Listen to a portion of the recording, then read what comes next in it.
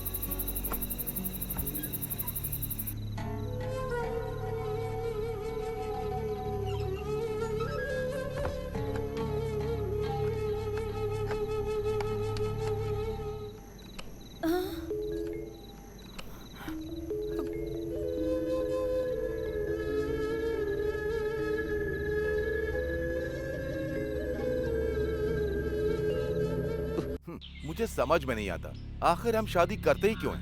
हमें अपनी पुरानी मानसिकता को बदलना होगा और बड़ा सोचकर चलना होगा। लेकिन ये कोई बड़ी बात नहीं है।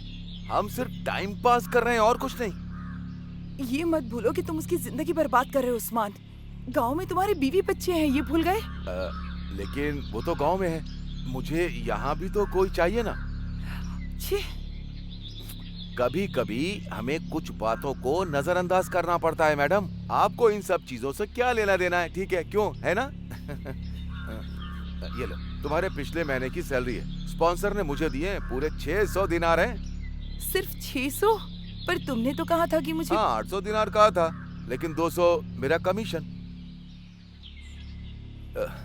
कभी कभी उसे अपने कमरे में बुलाने के लिए मुझे कैश भी देना पड़ता है। ये उसकी पेमेंट नहीं है, बस खुशी से देता हूँ। मैं ऐसे खर्चों का इंतजाम इसी तरह से ही करता हूँ। और साथ ही मुझे गांव में अपने परिवार की देखभाल करनी होती, उन्हें पैसे भेजने होते हैं। आपके ये पैसे भी मैं आपके परिवार में भेज दूंगा।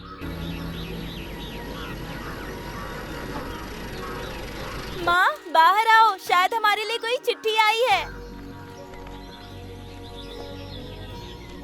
क्या अश्वथी की चिट्ठी है? नहीं, ये चिट फंड कंपनी से है। हमें तुरंत ही पेमेंट करनी होगी। हे भगवान, अश्वथी की कोई चिट्ठी नहीं आई।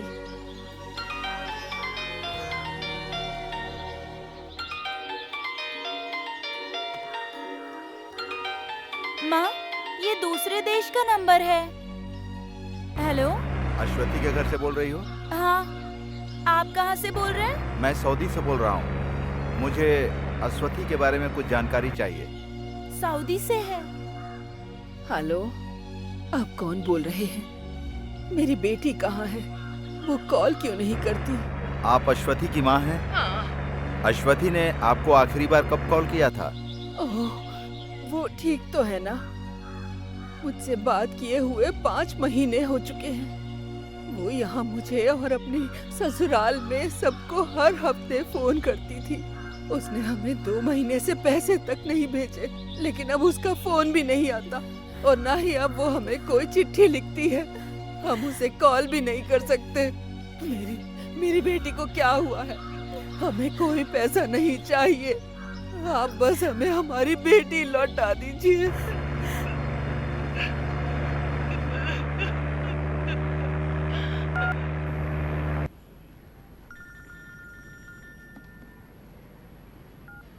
हेलो।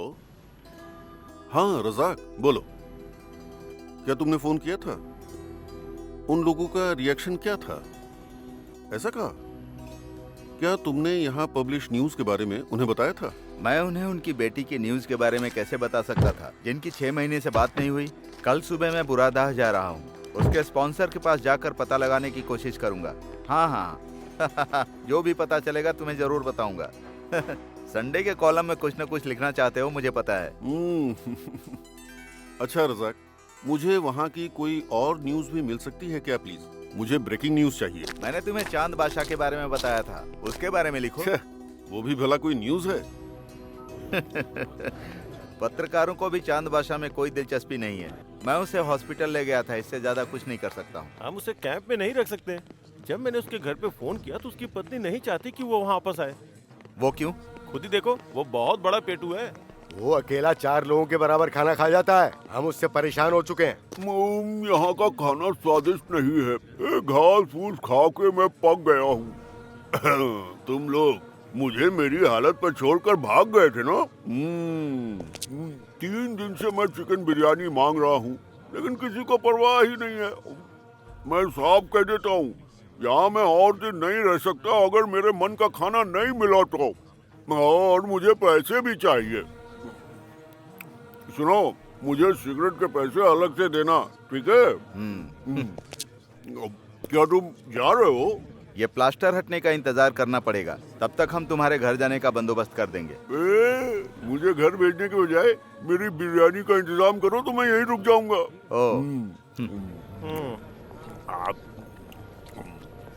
शुक्रवार को कैंप का निरीक्षण होगा। अगर उन लोगों ने इस आदमी को देख लिया तो मेरी नौकरी चली जाएगी। तो अब मैं क्या कर सकता हूँ? रज़ाक भाई, अब आप ही कुछ कर सकते हैं। मैंने तुम लोगों को बिना वर्क परमिट के किसी आदमी को नौकरी देने के लिए बोला था। वही तो गलती हो गई। अगर तुम कुछ नहीं कर सकते हो तो हम उसे सड़ने के लिए कहीं फेंक देंगे। ये रज्जाक का काम नहीं है, तुम्हें जो करना है करो। चलो रज़ाक। अरे कुछ करो ना भाई। अभी उसे 2 दिन और अपने पास रख लो, तब तक मैं कोई न कोई रास्ता निकालता हूँ। यहाँ से चले जाओ, मैं तुम्हारी कोई बात नहीं सुनना चाहता। उस नौकरानी ने परिवार की बेइज्जती की है। जाओ यहाँ से, जाओ।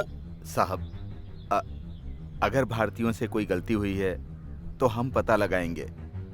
मैं अभी एम्बेसी से ही आ रहा हूँ। मैं कुछ नहीं सुनना चाहता। तुम लोग भरोसे के लायक बिल्कुल नहीं होते हो। अगर ऐसे ही जिद करते रहे तो पुलिस वालों को बुला के तुम्हें गिरफ्तार करवा दूंगा मैं। Get lost.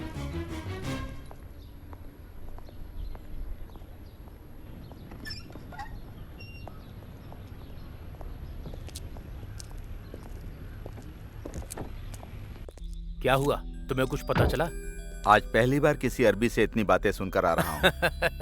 ये सब उसका किया धरा है, वो तो तुम्हें सुनाएगा ही। आज उसके गुस्से को देखकर ऐसा लगा कि कुछ न कुछ तो गड़बड़ जरूर हुई है। हम पता करने की कोशिश करें तो यकीनन हमें कुछ न कुछ सुराग जरूर मिल जाएगा। इससे तुम्हें क्या मिलेगा? हाँ, इससे अजीत को एक न्यूज जरूर मिल जाएगी और बदले में खर्चा तुम्हारा होगा, ये बात याद रखना।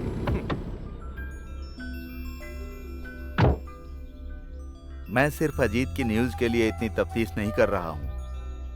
क्या पता वो औरत निर्दोष हो, उसके लापता होने का कोई न कोई कारण हो।